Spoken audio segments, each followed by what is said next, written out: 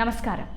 ഇങ്ങനെ പോയാൽ പാർട്ടിയുടെ ദേശീയ ചിഹ്നം കയ്യിൽ നിന്ന് പോകുമെന്ന് പറഞ്ഞത് അച്ചിട്ടതുപോലെ സംഭവിച്ചപ്പോൾ തലയിൽ കൈവച്ചുപോയി സഖാവ് AK ബാലൻ പോലും.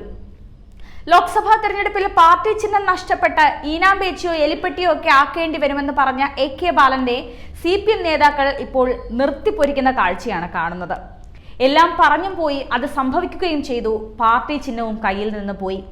AK ബാലന്റെ ഈ പരാമർശം പാർട്ടിയെ ജനങ്ങൾക്കിടയിൽ പരിഹാസ്യമാക്കിയെന്നാണ് ഇപ്പോൾ CPM-നകത്തെ വിമർശനം. പാലക്കാട് CPM ജില്ലാ കമ്മിറ്റിയിലാണ് വിമർശനം ഉയർന്നത്. ചിഹ്നം സംരക്ഷിക്കാൻ വോട്ട് പിടിക്കണമെന്ന പരാമർശം തെറ്റായി പോയെന്നും പാർട്ടിയെ ജനങ്ങൾക്കിടയിൽ പരിഹാസ്യമാക്കിയെന്നും CPM-ലെ അംഗങ്ങൾ വിമർശനമുയർത്തി. EP ജയരാജനെതിരെയും രൂക്ഷമായ വിമർശനമാണ് ഉയർന്നത്. തിരഞ്ഞെടുപ്പിന് തൊട്ടു മുൻപ് EP അനാവശ്യ വിവാദമുണ്ടാക്കിയത് തിരിച്ചടിയായെന്നും അംഗങ്ങൾ വിമർശിച്ചു. ലോക്സഭാ തിരഞ്ഞെടുപ്പ് പ്രചാരണ വേളയിൽ ഏറ്റവും ചർച്ചയായതായിരുന്നു AK ബാലന്റെ മരപ്പെട്ടി ഈനാമ്പേച്ചി പരാമർശം. തിരഞ്ഞെടുപ്പിൽ ശക്തമായ മത്സരം കാഴ്ചവെച്ച പാർട്ടി ചിഹ്നം സംരക്ഷിക്കണമെന്നും ദേശീയ പാർട്ടിയുടെ പദവി നഷ്ടപ്പെട്ടാൽ അടുത്ത തിരഞ്ഞെടുപ്പിൽ ഈനാമ്പേച്ചിയോ നീരാളിയോ മരപ്പെട്ടി പോലുള്ള ചിഹ്നങ്ങളാകും തിരഞ്ഞെടുപ്പ് കമ്മീഷൻ തരുക എന്നും AK ബാലൻ പറഞ്ഞത് വലിയ വിവാദമാക്കി. AK ബാലന്റെ ഈ പരാമർശം പിന്നീട് രാഷ്ട്രീയ എതിരാളികൾ CPM-നെ പരിഹസിക്കാൻ വേണ്ടിയും ഉപയോഗിച്ചു.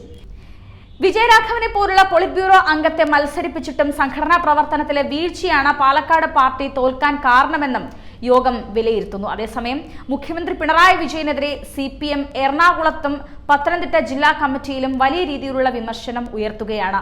മകൾക്കെതിരെ ആരോപണം ഉയർന്നപ്പോൾ മൗനം പാലിച്ചത് തിരഞ്ഞെടുപ്പ് പരാജയത്തിന്റെ മുഖ്യ കാരണമായി മാറി. വിശ്വസനീയമായ മറുപടിയും നൽകിയില്ല.